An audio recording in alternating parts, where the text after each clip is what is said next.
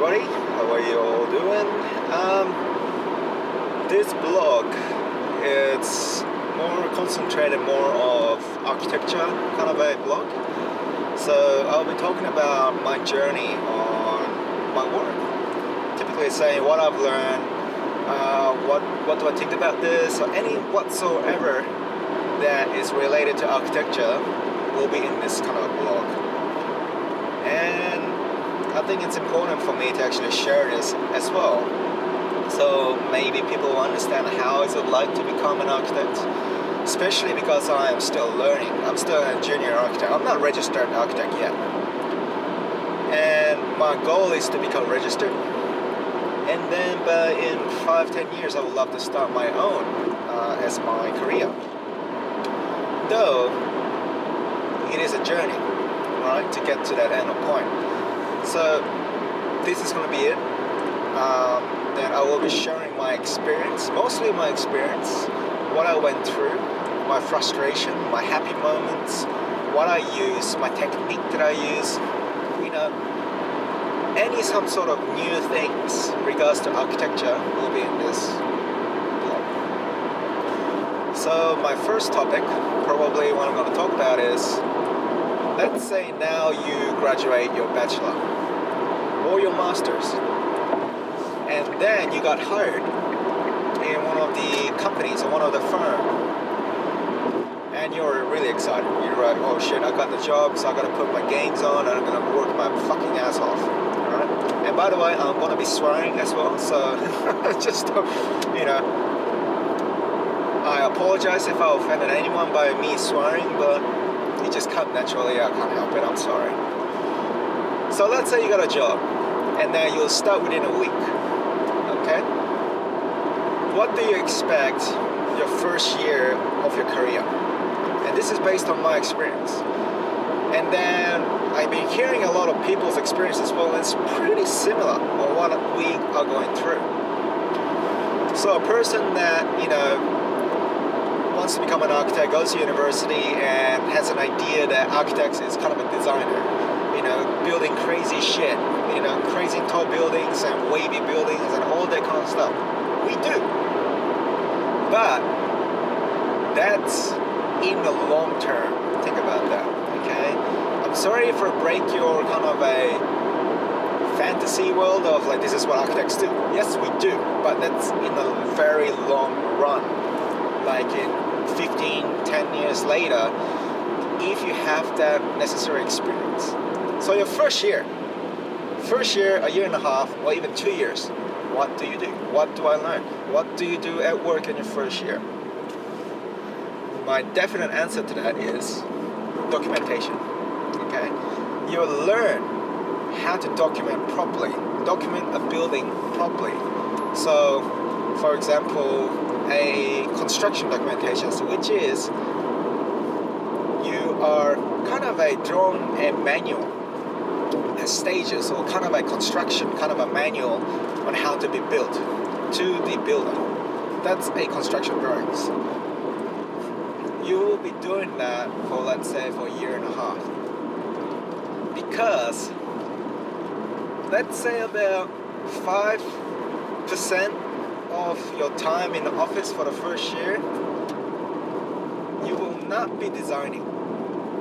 You will have some thoughts about design, like say, this bathroom is a little bit weird. What do you think about this? And they'll be like, oh yeah, it is weird. That is not designing, that's actually just problem solving. But it is part of a design as well, that you want to make the space much better, very useful. But you're just pointing it out. You didn't design from beginning to the end. You are kind of put into a project, and then you'll be doing a documentation of your construction documentation, or even just to present to the council. That's kind of a approval stage of a documentation. Now we're not going to get to that yet, because it's a little bit can be very, very confusing for the people that just get into the stage, because we don't really learn this at university. Some uni do, but my university, it's quite well known as well, didn't really teach us on how to do this properly. But at work, you learn, this is the fundamental thing that you're going to learn how to do this most of the time. Every firm that you attend or every firm that you join has their own different kind of a style of documentation. So don't expect that, oh, this firm does this way, but my firm does this way. It's completely normal because every firm has their kind of own layout, own style. Anything that is, it is very, very different to every firm, and that's something you gotta accept. But the only similar thing that you will learn is how to document properly. The way they document properly might be a bit different, but the concept of learning how to document properly, you'll do that for a year. So is this a bad thing or is this a good thing? It's actually a very, very good thing because at university, we pretty much stop at the stage of schematic stage where people design, make a concept of design and present, and you get your grade on. In this stage, you will learn the next phrase, say your concept, your schematic design has been approved. And now you're taking that idea and your concept idea into the real life, which is construction. So you will learn how to do a lot of consultants. I will get to that too as well in another video. You will learn how to collaborate with other consultants. You will learn how to make sure that this wall, this building is not going to fall down on you when people are sleeping like 2 o'clock in the morning. Bam! You want to make sure that this building is constructible.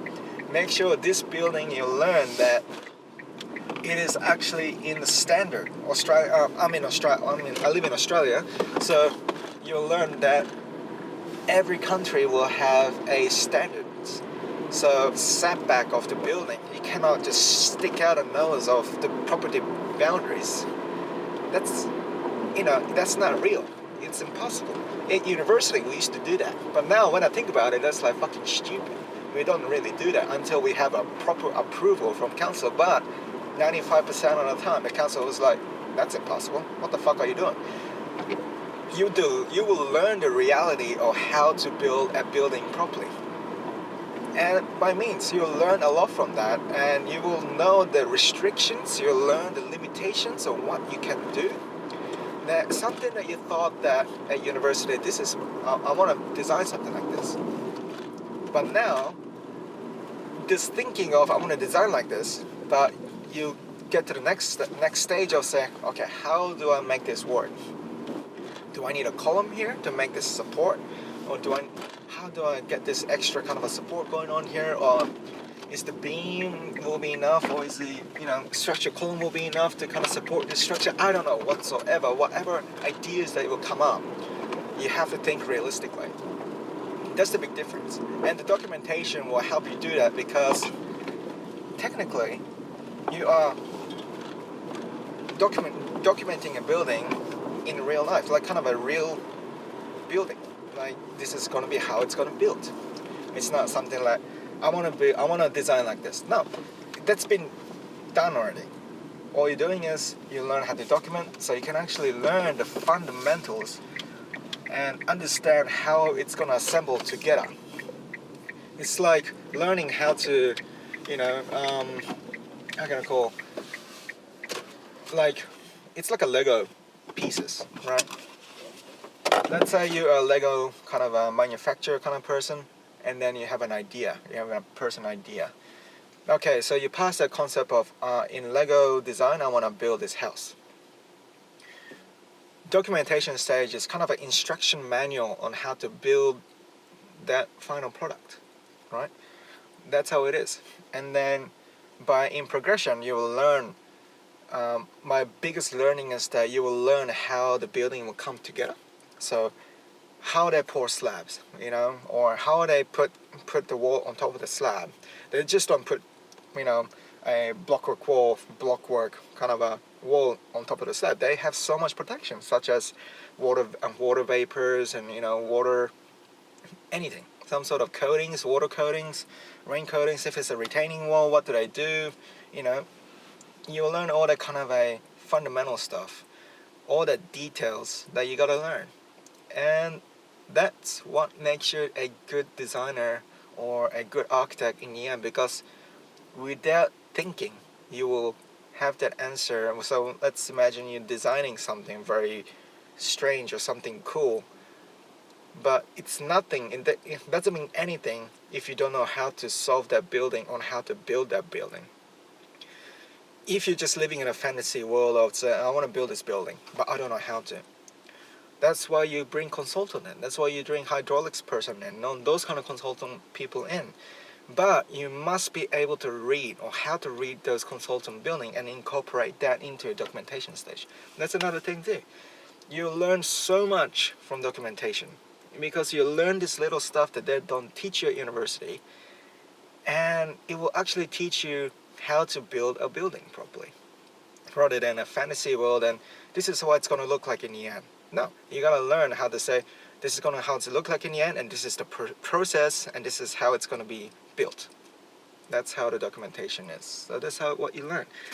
So don't expect that for your first couple years that you're going to be handing in you a kind of a project, and then you're going to be designing your ideas and that kind of thing. It's like, that's rarely unlikely it's going to happen. But the more experience or documentation you have, the more responsibility they will give it to you, and eventually you'll get into that stage.